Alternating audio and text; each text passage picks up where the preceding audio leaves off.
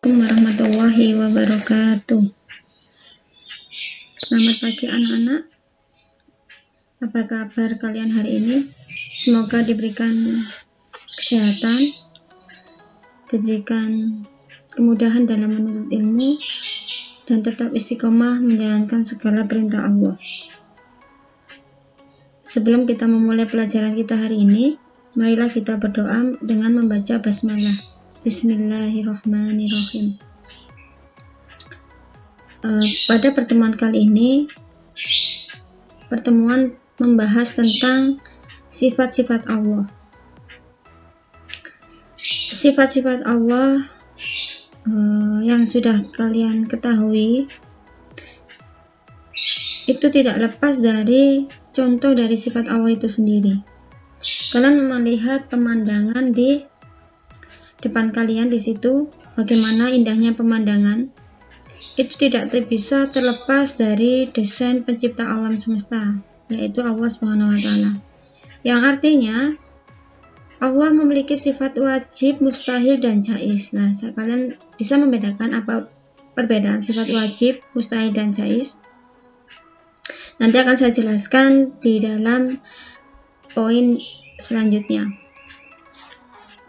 Allah itu memiliki sifat wajib, mustahil, dan jaiz itu dengan makhluk yang diciptakannya. Kita tentu mempercayai atas keindahan yang hanya bisa diciptakan oleh Allah yang Maha Esa.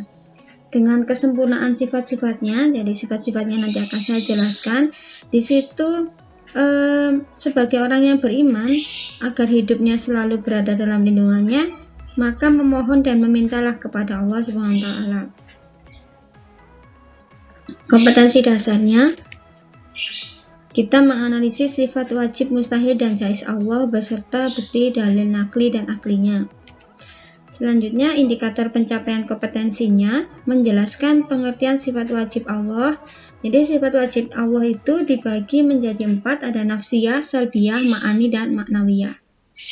Yang kedua adalah menyebutkan sifat wajib Allah. Jadi setelah menjelaskan pengertiannya, nanti akan saya sebutkan sifat wajib Allah yang nafsiyah itu salbiyah, ma'ani, dan maknawiyah. Selanjutnya, mengidentifikasi sifat wajib Allah yang nafsiyah, salbiyah, ma'ani, dan maknawiyah. Silahkan kalian lihat, kalian amati tanda-tanda kekuasaan Allah. Coba perhatikan dan renungkan gambar-gambar berikut ini.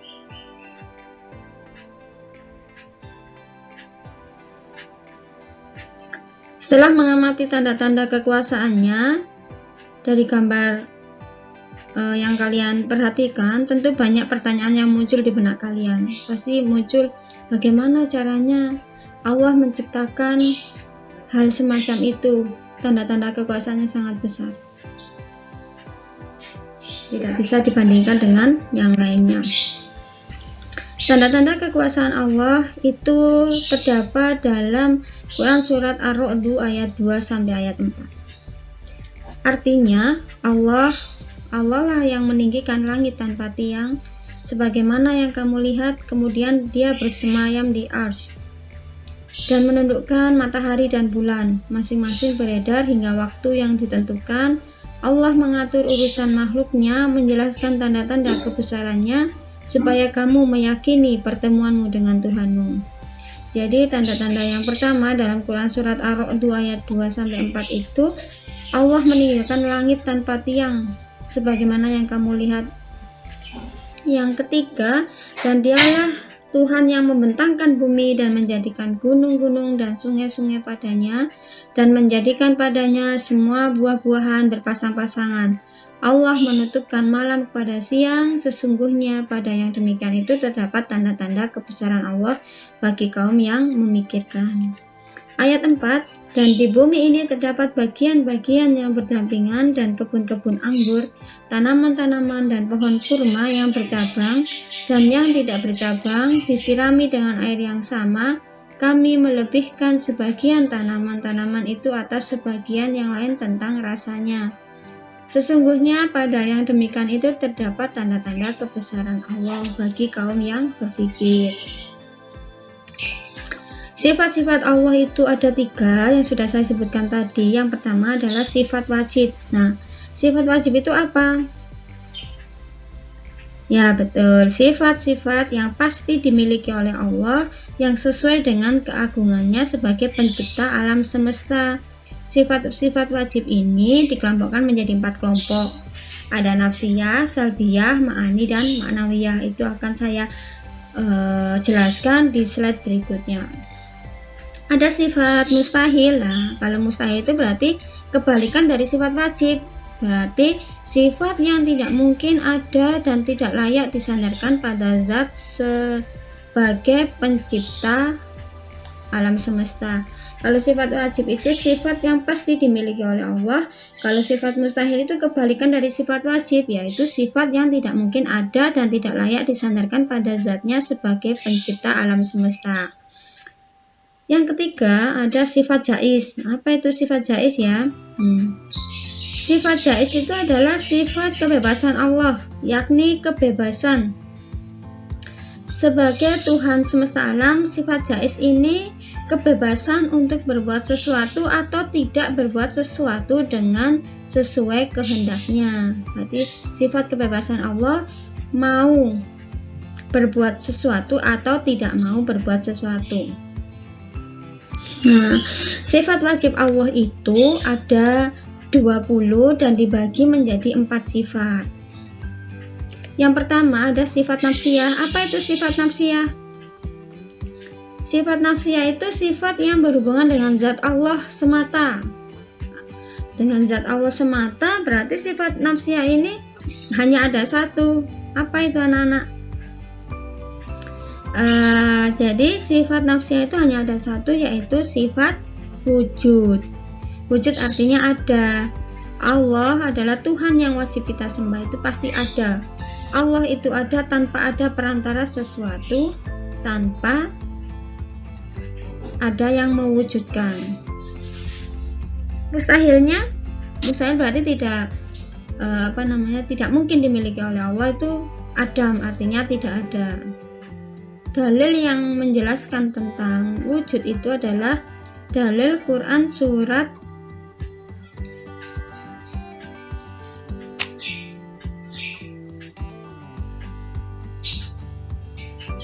yang artinya Quran surat Al-Imran ayat 2 yang artinya Allah tidak ada Tuhan yang berhak disembah melainkan Dia yang hidup yang terus-menerus mengurus makhluknya. Itu dalil nakli sesuai dengan Al-Quran. Tetapi ada dalil akli yang sesuai dengan akal pikiran. Kita pikirkan di sini adanya Allah dapat dibuktikan dengan adanya alam semesta. Jadi adanya alam semesta ini pasti ada Allah. Semua yang ada di lingkungan kita pasti ada yang membuat. Adanya meja, ada yang membuat, yaitu tukang. Adanya baju atau pakaian karena dibuat oleh penjahit. Alam ini pasti ada yang membuat dan tidak mungkin ada dengan sendirinya. Jadi setiap yang ada itu pasti adanya Allah dengan isinya itu diciptakan dengan diciptakan Allah. Contohnya adalah alam semesta ini. Selanjutnya adalah sifat salbiyah. Sifat salbiyah ini adalah sifat yang menolak segala sifat-sifat yang tidak layak dan patut bagi Allah, sebab Allah Maha Sempurna dan tidak memiliki kekurangan, atau bisa diartikan sifat salbiyah ini hanya dimiliki oleh Allah dan tidak dimiliki oleh makhluknya. Sifat salbiyah ini ada 5. Ada kidam, bako, mukhalafatul hawadisi, qiyamuhu binafsihi, dan wahdaniyah. Di sini saya akan menjelaskan salah satu sifat salbiyah, yaitu kidam. Nah, apa itu kidam? Nah, kidam itu adalah sifat wajib yang berarti terdahulu. Sebagai zat yang menciptakan seluruh alam, Allah pasti lebih dahulu ada sebelum makhluknya. Mustahil Allah sebelum menciptakan sudah ada Allah, dan mustahil setelah menciptakan ini baru ada Allah, tidak mungkin. Dalil aklinya adanya sifat Kidam atau terdahulu, akal sehat mengatakan bahwa tukang kayu lebih dahulu ada daripada meja yang dibuatkan. Allah Subhanahu wa Ta'ala adalah pencipta alam semesta, Dia lebih dahulu. Dalam Quran surat Al-Hadid ayat 3 juga dijelaskan, Dialah yang awal dan yang akhir, yang lahir dan yang batin, dan Dia maha mengetahui segala sesuatu. Itu salbiyah. Salbiyah itu ada 5: Kidam, bako, mukhalafatul lil hawadisi, qiyamu binafsihi, dan wahdaniyah. Kita lanjutkan. Di sini adalah apa selain sifat nafsiyah, salbiyah, di sini juga ada sifat ma'ani. Nah, apa itu sifat ma'ani? Sifat yang ada pada zat Allah yang sesuai dengan kesempurnaan Allah. Karena keberadaan sifat inilah nanti muncul sifat maknawiyah yang termasuk sifat ma'ani.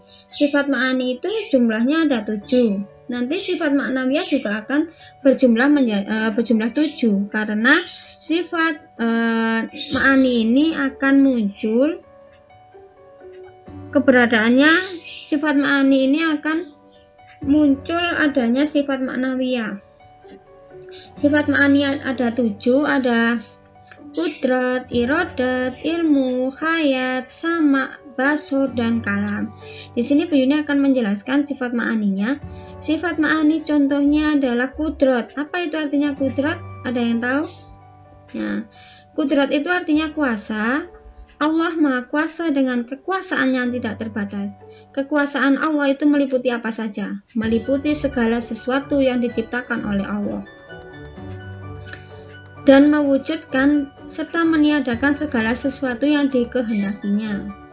Lawan dari kudrat atau mustahilnya kudrat adalah ajzun atau lemah. Artinya di sini Allah tidak mungkin bersifat lemah. Menurut akal pikiran, manusia dapat berkuasa, tetapi kekuasaannya sangat terbatas. Manusia tidak akan dapat mempertahankan dirinya untuk tetap hidup. Kuasa Allah di atas segala-galanya. Jadi manusiaku tidak akan hidup selama-lamanya, pasti akan merasakan mati. Dan dalil naklinya di sini, dalil naklinya Quran surat Al-Baqarah ayat 20 yang artinya sesungguhnya Allah berkuasa atas segala sesuatu. Selanjutnya adalah sifat maknawiyah. Jumlahnya juga ada 7 karena sifat ma'ani ini akan memunculkan sifat maknawiyah. Sifat yang selalu tetap ada pada zat Allah dan tidak mungkin pada suatu ketika Allah tidak bersifat demikian. Contohnya apa? Qadiron, muridan, aliman, hayan, sami'an, basiron, mutakaliman. Di sini Bu Yuni akan menjelaskan salah satu sifat wajibnya, yaitu qadiron, yang artinya yang maha kuasa. Kalau kudrat tadi yang ma'ani namanya kuasa Allah. Kalau qadiron maknawiyah itu yang maha kuasa, dan mustahil bersifat ajizan, artinya yang lemah. Jadi sifatnya Allah itu ada 20 yang wajib kita ketahui, dibagi menjadi 4. Ada sifat salbiyah, jumlahnya 1, salbiyah jumlahnya 5, nafsiyah jumlahnya 1, ma'ani ada 7, dan maknawiyah ada 7. Perhatikan bagan pembagian sifat-sifat Allah berikut. Kalau tadi Bu Yuni hanya menjelaskan, tidak ada gambarnya bagannya, kalian hanya membayangkan saja. Selanjutnya kalian perhatikan bagan pembagian sifat-sifat Allah berikut ini. Nah, dari pembagian sifat wajib Allah ini ada 20. Kalian hitung, sifat nafsiyah 1, salbiyah 5, ma'ani ada 7, dan maknawiyah ada 7. Jumlahnya ada 20. Nafsiyah, salbiyah, ma'ani, dan maknawiyah. Ada wujud, kiri, dan bako, mukhalafatul lil hawadisi, qiyamuhu binafsihi, wahdaniyah, kudrat, irodat, ilmu, hayat, sama, basor, kalam, qadiron, muridan, aliman, hayyan, sami'an, basiron, mutakaliman. Nah, ini adalah sifat wajib Allah. Bu Yuni belajar sifat wajib Allah ini sampai hafal artinya karena Bu Yuni juga menyanyikan lagu yang bisa membuat kita hafal. Wujud artinya ada. Nah, ini sifat wajibnya. Nanti kalian saya beri tugas mencari sifat mustahil dari masing-masing sifat. Jadi sifat nafsiyah, wujud, mustahilnya apa? Seperti itu. Ngerti ya anak-anak ya? Nah, kalian perhatikan. Ada 20, ini sifat wajib. Nanti tugas kalian adalah mencari sifat mustahilnya dari sifat wajib Allah. Kalau sifat wajibnya ada 20, mustahilnya pasti 20. Yang tidak mungkin dimiliki oleh Allah itu sifat mustahil. Tugasnya, nah, ingat antara aku dan kau ada Allah. Setelah kalian pelajari materi di atas, sekarang lakukan kegiatan berikut ini. Nah, untuk mendalami apakah kalian paham dengan penjelasannya Bu Yuni akan memberikan tugas. Nah, di sini yang pertama adalah menyajikan. Nah, menyajikan di atas telah ada pembagian sifat wajib Allah dan bagannya. Sekarang buat bagan di bukumu tentang pembagian sifat mustahil Allah dengan memperhatikan dan membandingkan dengan pembagian sifat-sifat wajib Allah. Bagannya itu sesuai dengan